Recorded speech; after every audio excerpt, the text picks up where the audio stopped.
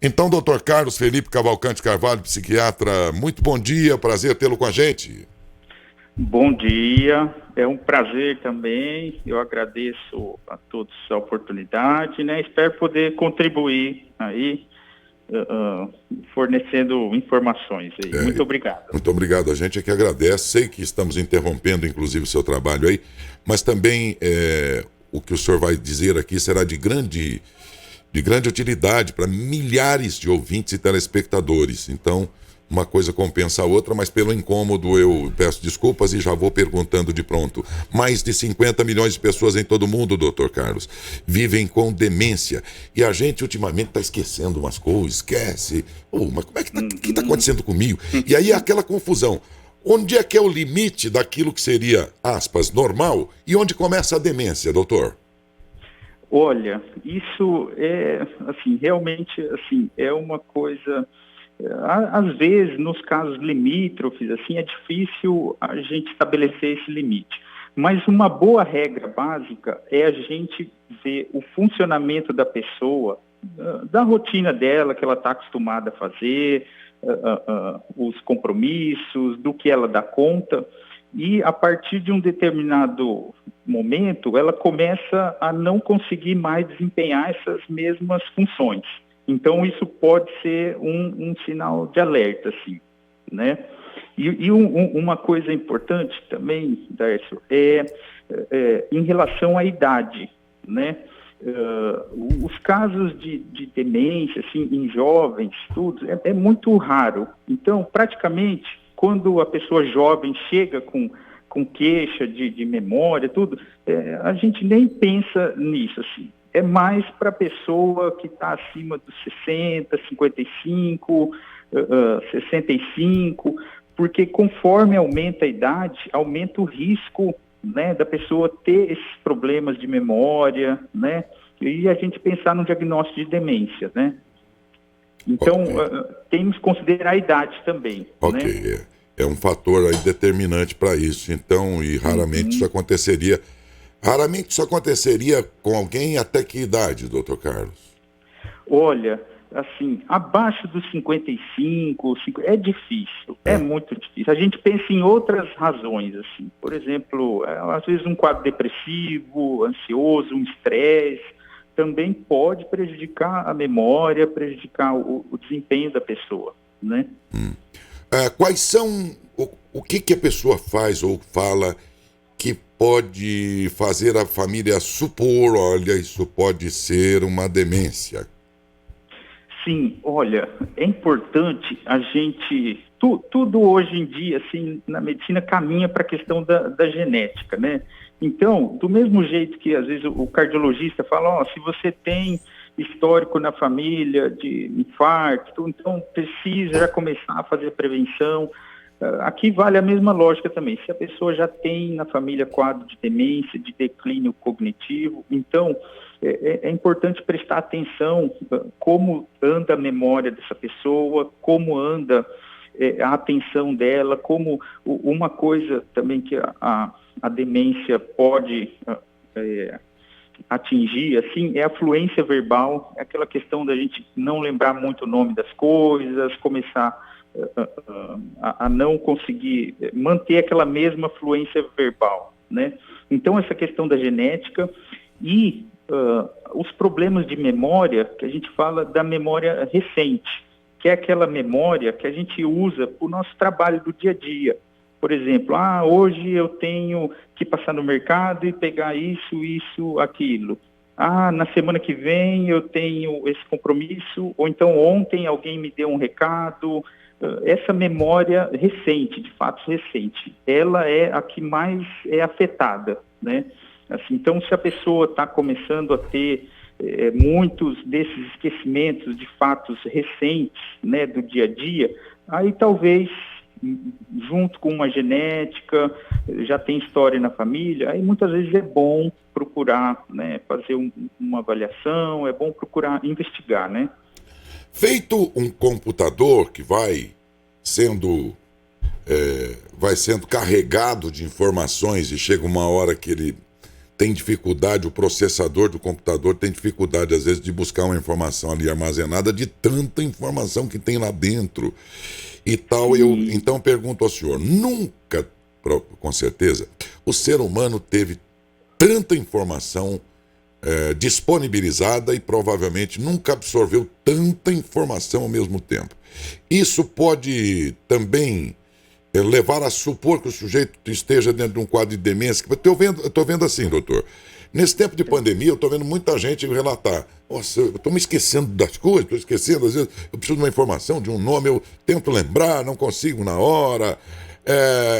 Uma situação desta, de informação passada e não recente, isso pode ser cansaço, ou o HD da pessoa pode estar cheio e não pode ser confundido com demência nesse caso?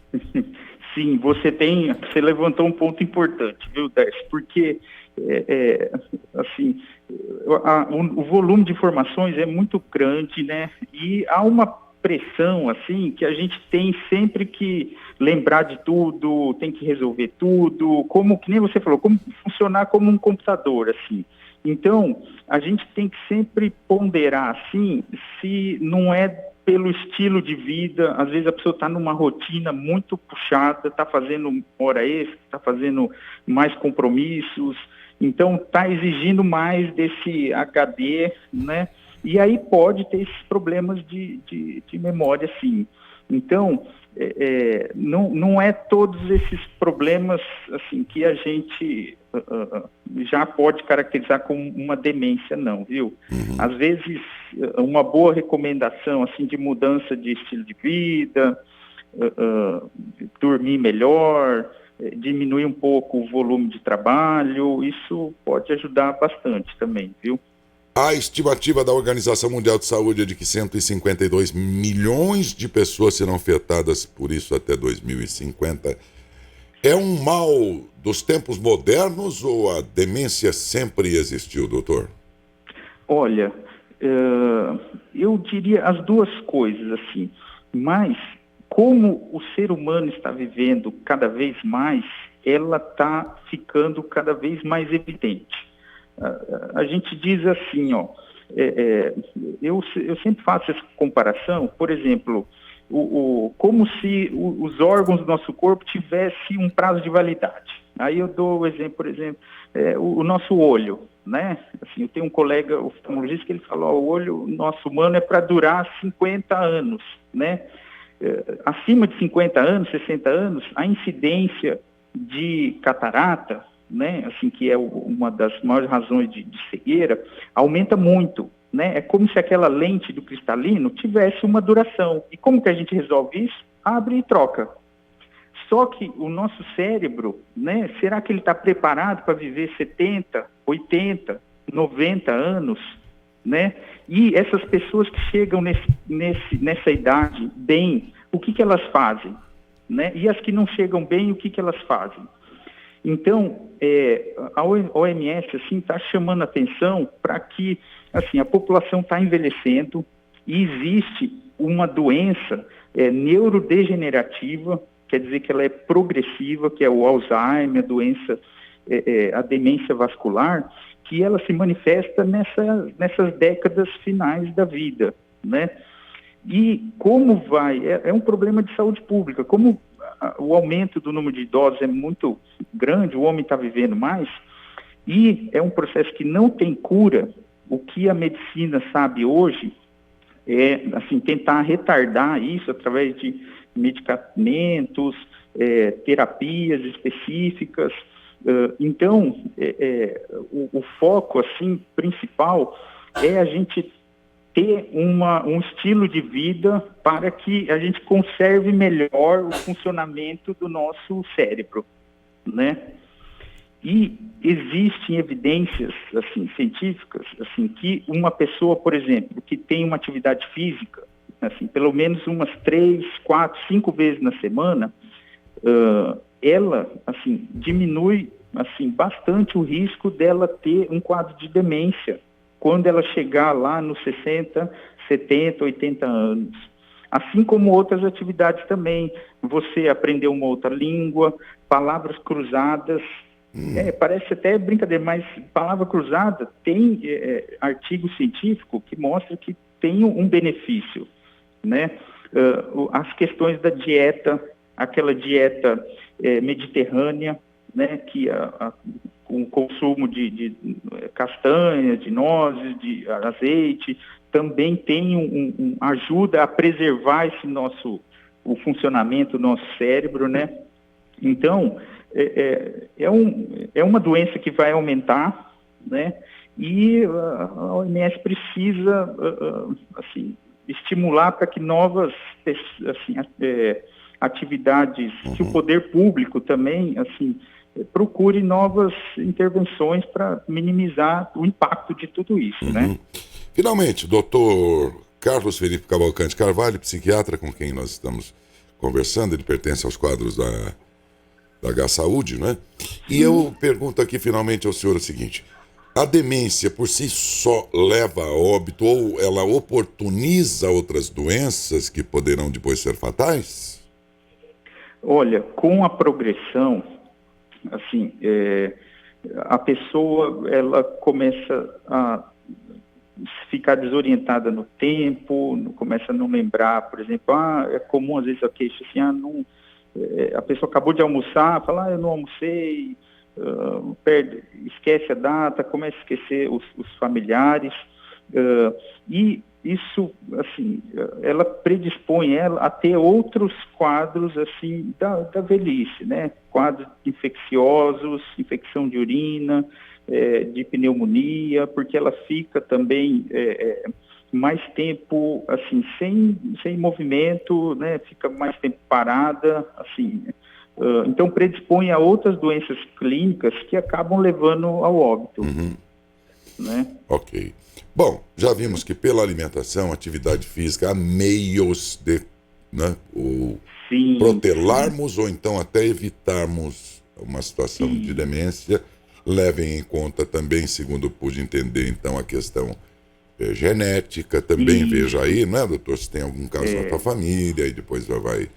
E descobrimos aqui, pela entrevista do Dr. Carlos, algo interessante. Não é que a gente tem mais casos de demência hoje, é que o homem está vivendo mais. Sim, né? Sim. E por isso os casos aumentam, porque as pessoas passam, como nunca talvez, e dada a vida que foi mais prolongada, aí a manifestar dentro da fase em que ela se manifesta mais comumente, né, doutor? Então, interessante saber. Bom, minha gente, espero que essa entrevista tenha sido útil para todos. E também não confundam, né, doutor, essa coisa de hoje em dia, dessa loucura que nós estamos vivendo. Às vezes os caras esquecem uma coisinha ou outra, mas eu nunca esqueci, e cobra da gente. Não, eu não posso deixar de esquecer. Quem está esquecendo é porque tá em pré-demência, tá calma, que também não é bem assim, né? Sim. Isso. Muito bom, doutor. Principalmente em jovem, viu? Principalmente em jovem. Não... Nem pensamos nisso, muito Nem difícil. se preocupe muito com isso, os mais jovens. Doutor, um grande abraço, muito obrigado. Desculpe interromper aí o seu atendimento nesse momento aí, mas foi muito útil para os outros ouvintes também.